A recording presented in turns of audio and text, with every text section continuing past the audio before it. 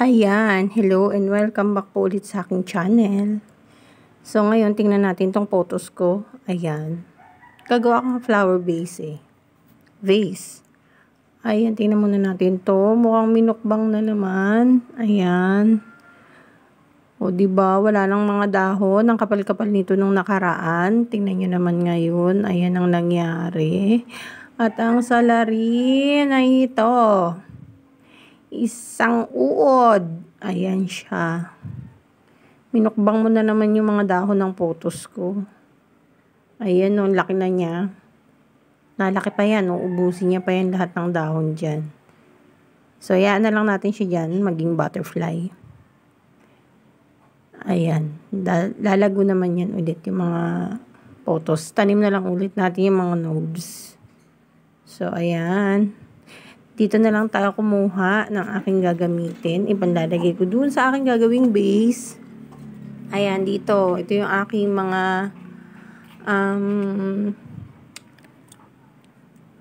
photos. Ayan, meron ako diyang Cebu Blue. Nakikita nyo yung dark green. Ayan, Cebu Blue yan. Pero, ang gagamitin ko ay itong Marble Queen. So, puputol muna ako ng isang sanga dito. Ayan. Ayan, ito ang aking gagamitin para sa aking gagawing vase. Ayan, maganda pang display sa loob ng bahay. So, ayan ang aking mga photos na malago. Ayan ang aking giant mandula. Ayan, sama-sama sila yan dyan. Malago na, umakit na naman sa bintana. So, ayan sila. Ayan lang ang gagamitin ko muna.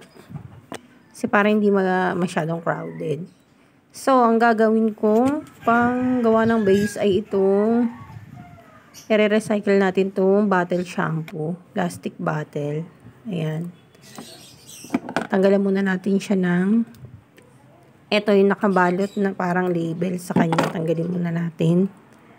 Ayan. Buti nga hindi nakadikit. Nakaano lang siya. Parang isinild lang siya dyan.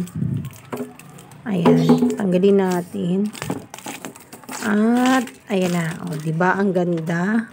Para siyang, glass. Medyo makapal siya. Ayan, o, ang ganda nung pagka-ano niya. Ito pang isa, tanggalin din natin. Bali, gagawa tayong dalawa. Gusto ko isang photos at saka isang spider plant. Para maganda yung combination nila. Pero magkaibang bote, kaya dalawa siya. So, ayan. Yan ang ating gagamitin. Hugasan muna natin. At, hatiin, syempre. Hatiin natin. Guntingin natin. Ayan. Guntingin natin. Ayan. Dahan-dahan sa paggamit ng gunting. Baka tayo ay magupit. Duduwa ang ating kamay. So, ayan. Ang tigas niya. Ang kapal nung bote. So, hindi kagaya siya ng plastic coke na usual na ginagamit. Ito ang kapal talaga niya. Oh. Lalo yung mga edge na yan. Ayan. Ang hirap niyang guntingin. Ayan. Ayan. Ang tigas. So, perfect siyang panggawa ng base. Ayan. Oh. Ayan na. Mapuputol na. Ayan. O, diba? Ang ganda niya. Ang ganda ng shape niya. Pa-rectangle. Oh. Tapos, ang kapal. Para siyang glass. So, yung isa pa, gawin din natin ganyan. At, ayan na. O, dalawa na sila. Hugas na yan. So, yan ang gagamitin natin. Lalagyan natin ng halaman para pwedeng pang display. So, putulin muna natin yung ating photos per node. Yan. Bilisan lang natin. Yan. Per node. Para yung ugat niya ay hindi masira. Ayan, pagsasama-samahin lang natin ganyan, parang bulaklak.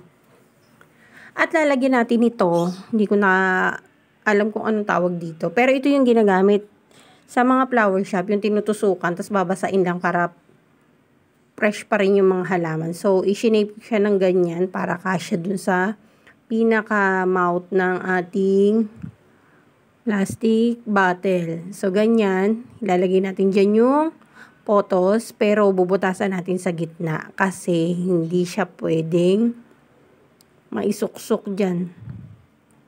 Nang dire-diretso yan.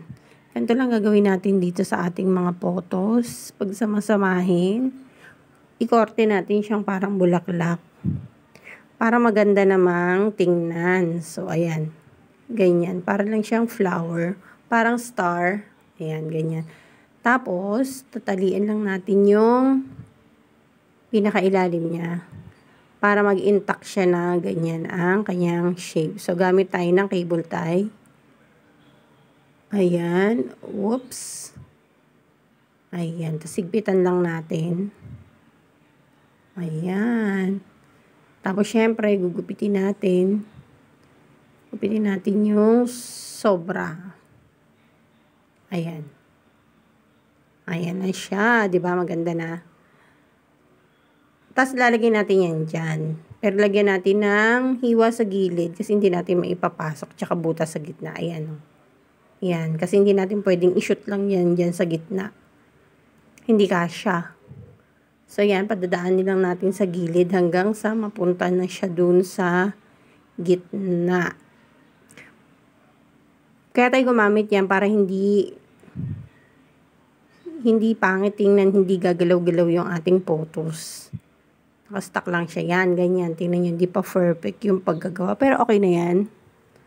Ayan. Tapos itong isa naman, lagyan din natin ng, yung ating bote, lagyan natin ng mga bato-bato na puti. So, nabibili yan sa mga flower shop. Meron yan iba't ibang kulay, pero mas gusto ko ang white. So, yan, lagyan natin ng tubig. Ayan. Tapos, ilagay na natin yung ating, dyan natin ilalagay ang ating yan. Itong ating photos. Ayan. Pasok lang natin yan dyan. So, ayan, diba? Ayan. Para hindi siya lulubog ng sobra. Hindi rin siya pupunta sa ibabaw. Ayan. O, diba? Tapos na. Itong isa, yung isa naman. So, ang gagawin naman natin sa isa para maiba naman, lagyan natin siya ng stick. So, yan yung magsisilbing hawakan. Tagahawak ng ating plant. Kasi ang lalagay ko dyan ay spider plant. So, lagyan natin siya ng 2 stick. Ayan. Unahin muna natin yung isa. Ayan o, ganyan.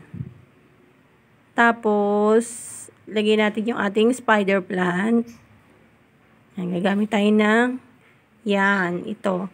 Tapos, ipitin lang natin siya ng isa pang stick para ma-hold siya, hindi siya lulubog.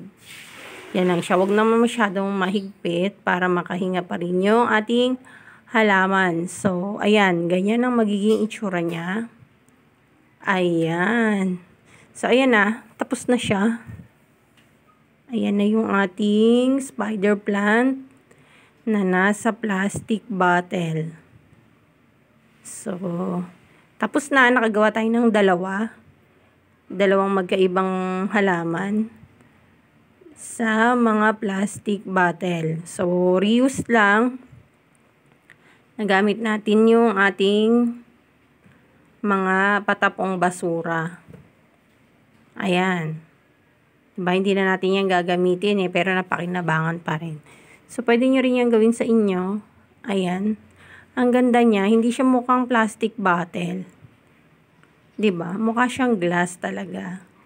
So, yan. Nilagay ko siya dyan sa may ibabaw ng TV. So, yan lang po muna sa ngayon. Till next video. Thanks for watching. Please like, share, and subscribe. God bless. Bye-bye muna.